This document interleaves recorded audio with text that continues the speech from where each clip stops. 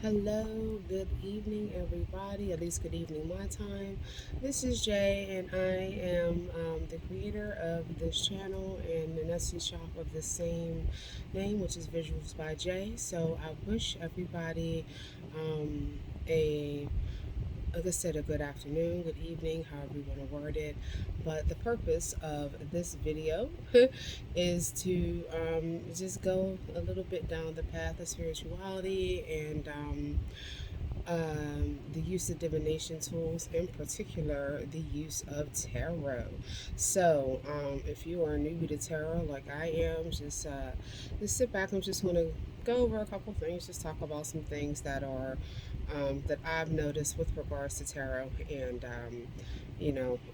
just take it from there. So.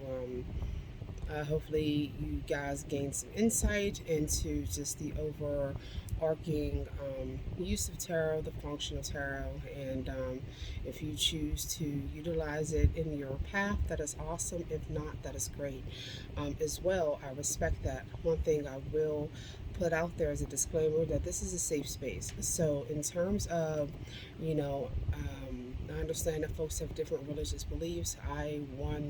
For one, was brought up in a religious belief system that literally demonized and vilified the use of divination tools um, outside of what the religion deemed as worthy, which pretty much wasn't, which wasn't a lot, to be honest.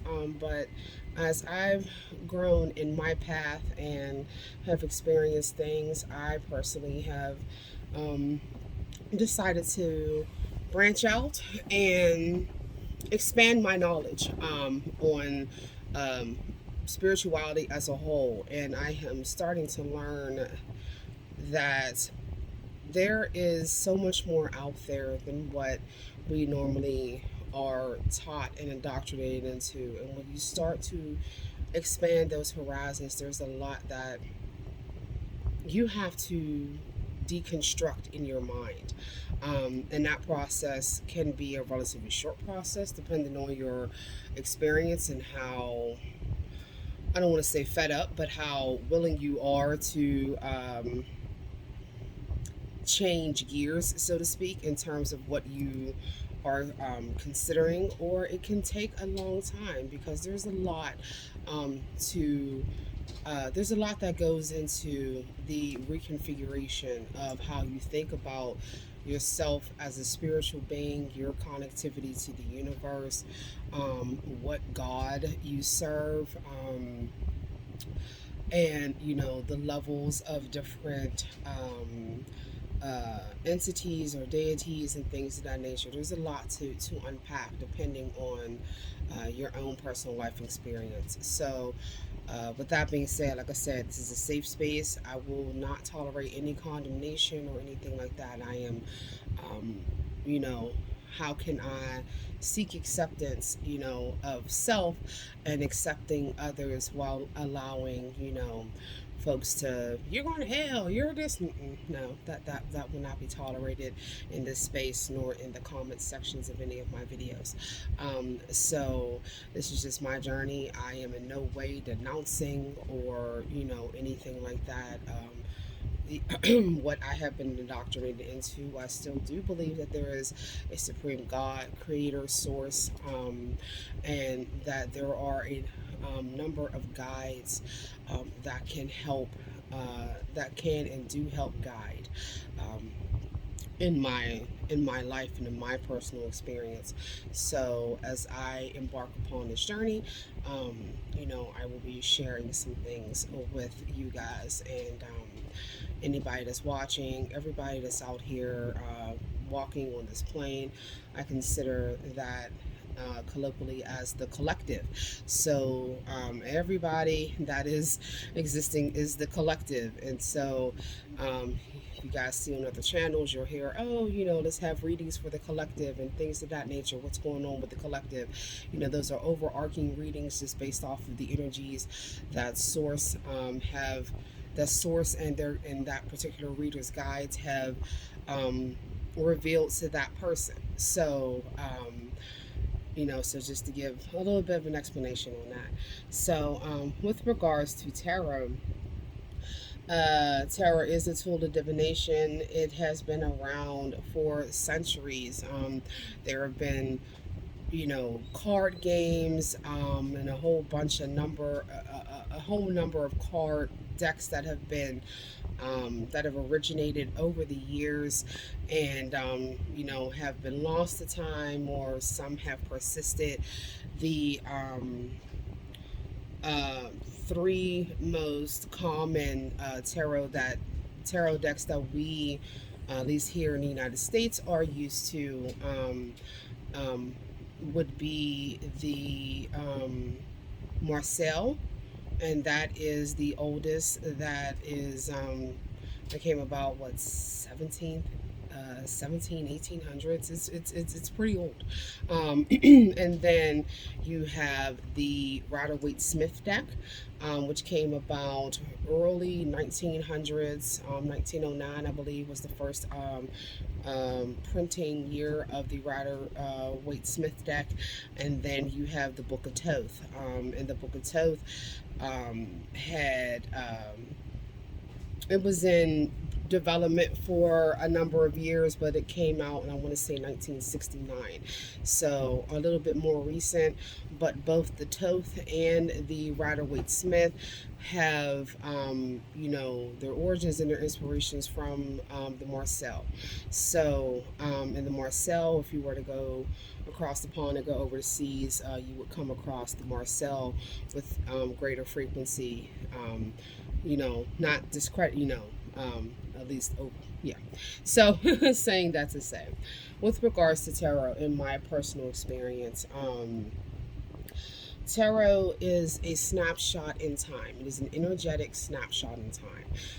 So whether you do a past, present, future spread, or the Celtic Cross, or a spread that I really, really enjoy, which is from the True Heart Intuitive Tarot deck, is the 11 card Mother Peace spread.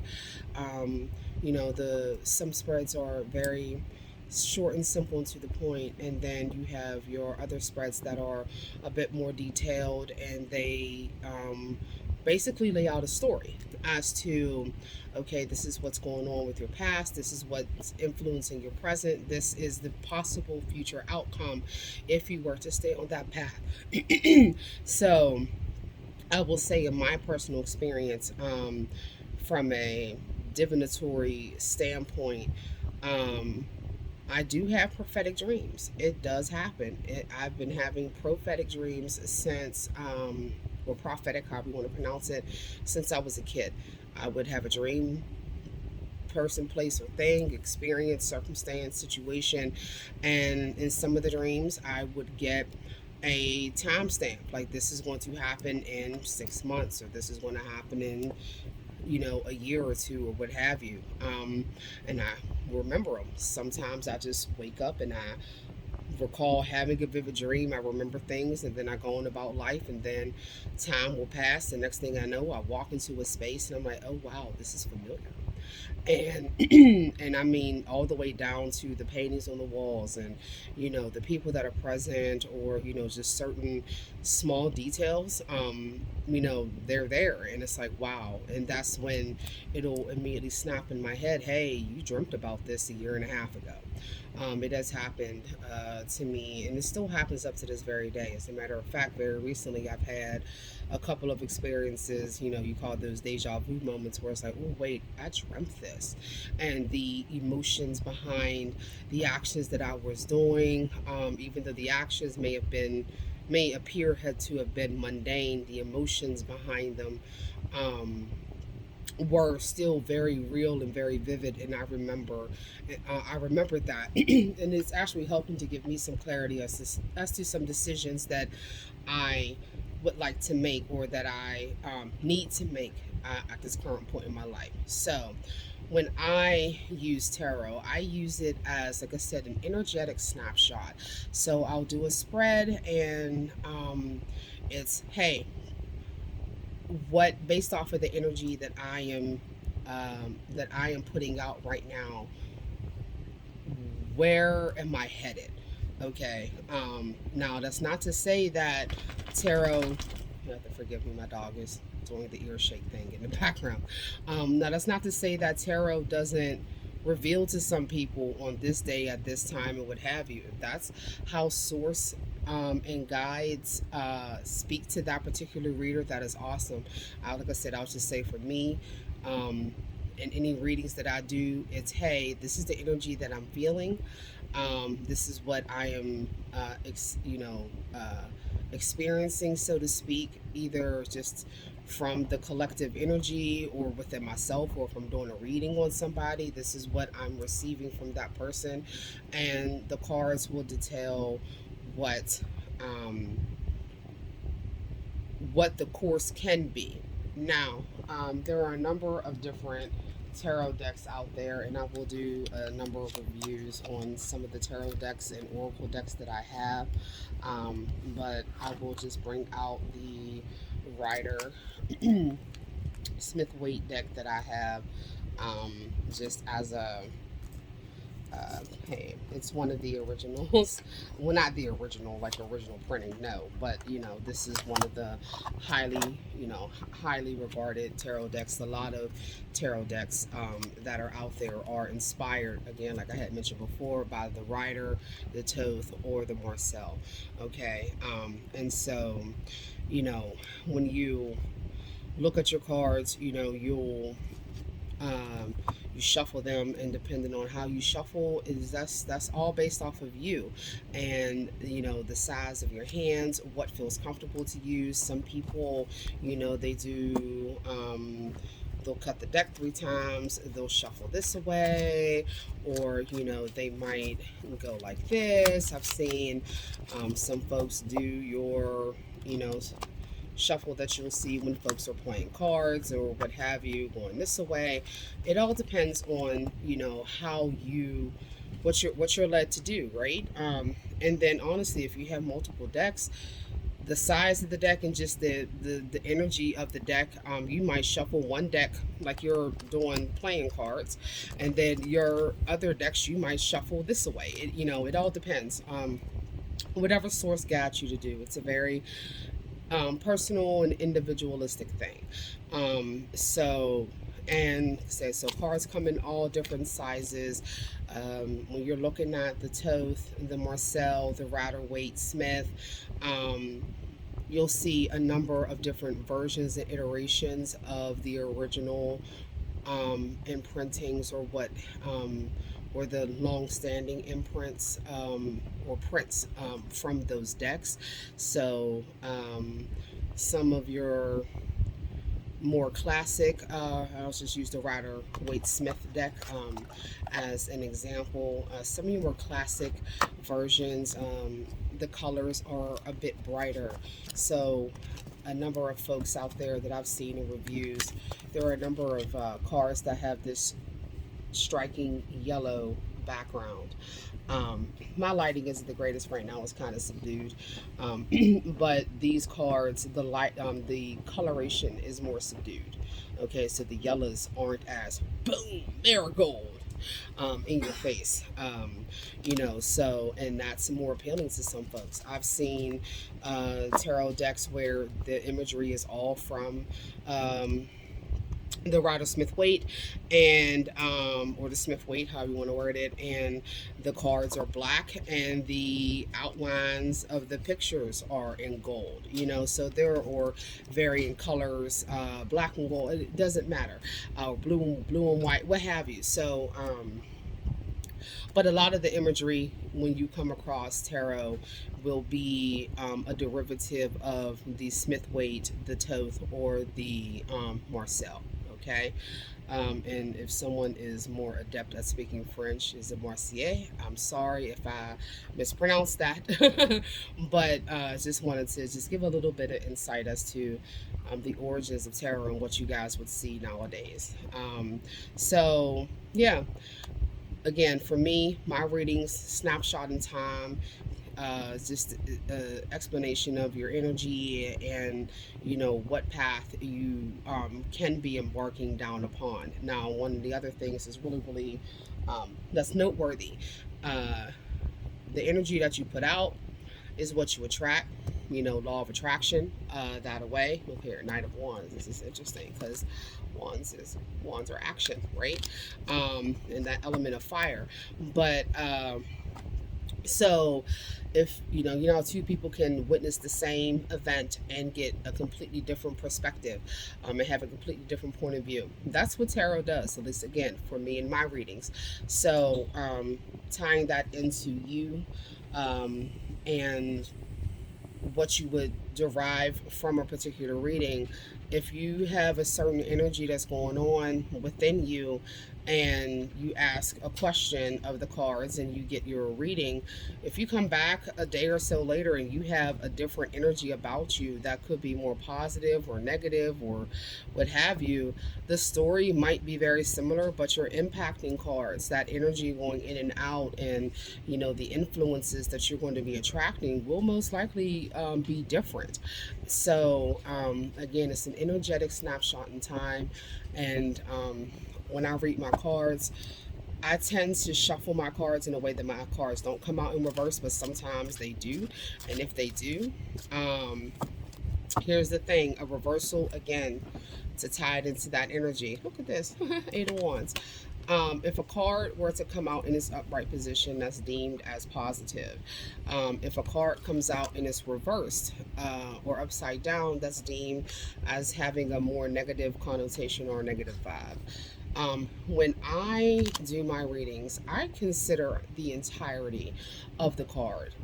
Now, I can get I get an impression as to whether the current energy is in a higher or a lower vibration. But when I interpret my readings, I interpret both light and dark. Why? Because your energy at any given time can shift, and it can shift either way. And so if you pull a high vibe emperor, right? That's great. You're on top of your game, you're sharing your actions, and things of that nature. However, if you slip into low vibration, then you can still, that emperor card can still be representative of you or of a person in a circumstance. However, now you're looking at aloofness, you're looking at a disconnection, you're looking at very, the way that that person interacts with others. It can be viewed as cruel, or they can be dismissive. So you have to interpret both the light and the dark, the pros and the cons, yin and yang of it. And so with every reading that I do, I consider and I interpret both the upright side and the reverse side. So that's another thing with regards to my experience with tarot. So I would say, do your research. Decks will call out to you. In a sense, you'll feel, hey, I resonate with this deck. And there are so many decks out there. You have your more popular ones, so to speak. You have decks that are, rider weight. You can tell what's a rider weight derivative. It's awesome, you know what I mean? And you can do a direct correlation with the cards, and that can speak to people clearly. And then you also have some decks, and this deck is wildly popular, and this is the Wild Unknown deck, and I really, really like this deck as well. And you have archetypes as opposed to, kings and queens and pages, or princesses and daughters and sons or whatnot for your court cards. You have animals, and very simplistic energy. Very simplistic imagery, but these cards do give off an energy. And you have, like, for instance, here's the Hermit card. Lighting. Okay, so they're primarily in black and white, but you do have pops of color where needed. The line work is very, very intricate. Some folks are like, oh, it's very dark, because the deck is in black and white. Some folks, they're like, hey, this is my first deck and I absolutely love it. So it just all depends on you. So again, decks will speak to you. Like, for instance, this is the Father of Cups. We have a black swan here. Okay, and that's not a negative thing, so to speak. It's all about what you what you can intune from it. Okay, so your intuition, it's a good way to build your intuition. And even if don't start out doing readings on other people, you just pull cards for you, and it's like, hey, I get this feeling from this card. We have the Eight of Swords here. So you have 8 swords, and you have a monarch that is currently in its cocoon phase. And so your swords are, fire cards. I'm sorry, not fire, air. So this is thought. And, one can interpret this card as someone feeling caged by their thoughts. But, when you look at the aspect of nature, everybody goes into these phases of being in a cocoon, right? However, you emerge from that and you emerge as a butterfly, a beautiful monarch butterfly. So, you are eventually going to emerge. But right now, if you pull this Eight of Swords, you might feel, trapped by your thoughts. What are you going to do about it? Now, that's where your energy comes in. Okay, are you going to remain encapsulated, or are you going to look beyond and know that, hey, you know what, I am in a phase of development and I will bloom and blossom and grow into a beautiful creature? So, so again, your energy and how you feel and what you are emanating directly impacts your readings and what you draw to you. You have the old phrase, you attract more flies with honey than with vinegar. So if you're putting out positivity, if you're putting out support, if you're putting out life and light and love, you're going to reciprocate that more often than you're going to have that reciprocated more often than not in your interactions with others. And your intuition will give you, the hackle, so to speak, if you come across an energy vampire or somebody that doesn't have your best interest in mind. Whereas if you're putting out energies of negativity, downtroddenness, despair, deception, destruction, what have you, you're going to wind up getting a more negative response from those around you because of what you are putting out there. So, and also, when you are dealing with your tarot cards or any method of divination, whether it's cowrie shells or whether you're reading bones or whether you're reading tea leaves or water or what have you, make sure that you cleanse yourself and ground yourself. Your rituals are your rituals, whether it's just a quick prayer, whether you take a whole shower or a bath, whether you just light some Palo Santo wood around you or clear some sage, or if you have a worrying stone that you put that energy into, cleanse yourself, protect yourself, because when you are speaking, when you open yourself up to the other vibrations that are beyond you, you need to make sure that what you're putting out, is what you want. Now, some people put out negativity. That's on you. Just be prepared to reap what you sow, right? But when you're tapping into the vibrations of the universe, things take notice and you're opening up doors and pathways, and what you want to make sure is that what you are inviting into your space is suitable for your needs and that you are protected and that you are prepared. Again, I cannot speak on everyone's intentions. I can only speak on mine, and my intentions are of light, life, love, and peace. Okay, so when I set my intentions and when I tap in, so to speak, or open up doors, I make it very, very clear.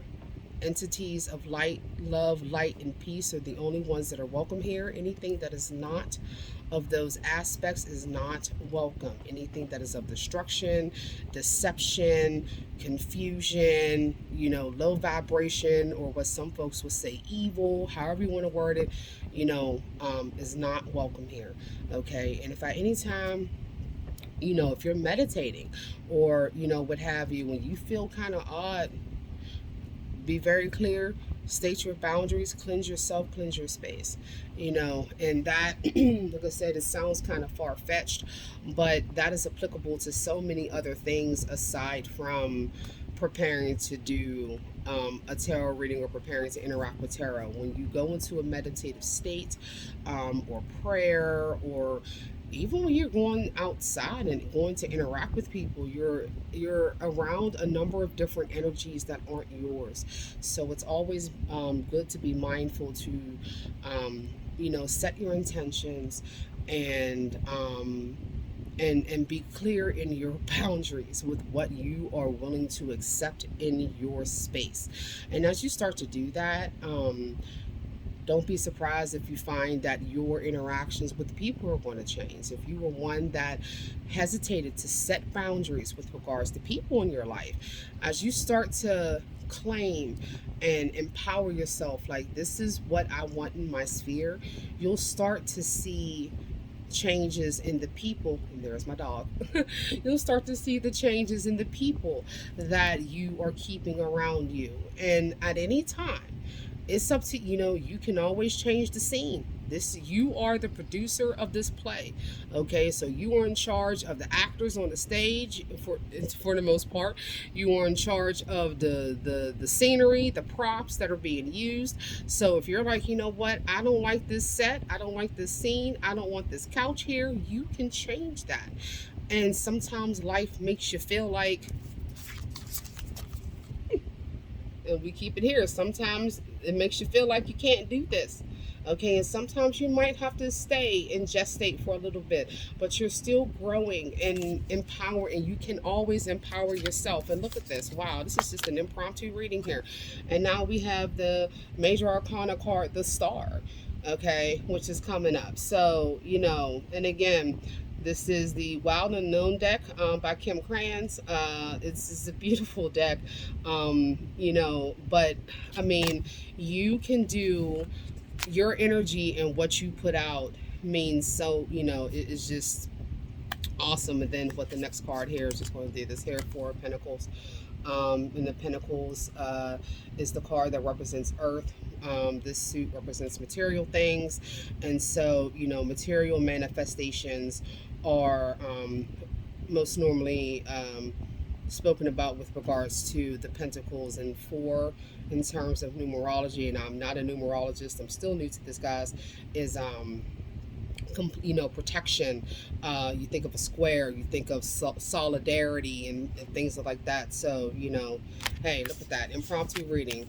You're feeling caged, okay, but if you're aware of the fact that you are currently growing and blossom and growing and getting stronger, and you're guided by the energy of the Star in the positive, okay, and then you have your manifestation, and you have that security and protection. So it honestly is literally just that easy. And as you start to do it more and more, you start to feel more confident. This took a lot out of me to do, but I just wanted to just share some of the knowledge that I am encountering, and share it with the collective. We all are humans, we all suffer from the human condition, we all bleed the same, we all cry the same, we all feel the same. It doesn't matter whether you are in Australia or whether you're in Alabama, okay? We all are basically organisms in the same. We all are impacted by the same energy, the lunar cycle, the solar cycle. I mean, we are human, folks, and it's time for us as the collective to heal. And that is my goal, is anybody that's in my sphere, if I can help them heal, help them just empower themselves, that is my goal. So I'm done rambling. I'll put out a number of additional videos with reviews of the decks that I have. I have 4 tarot decks and 1, 2, 3 oracle decks. So yeah, stay tuned, guys. And again, always be mindful to walk in light, life, love, and peace, and do something for yourself today that makes you feel better than you did yesterday. Take care, everyone.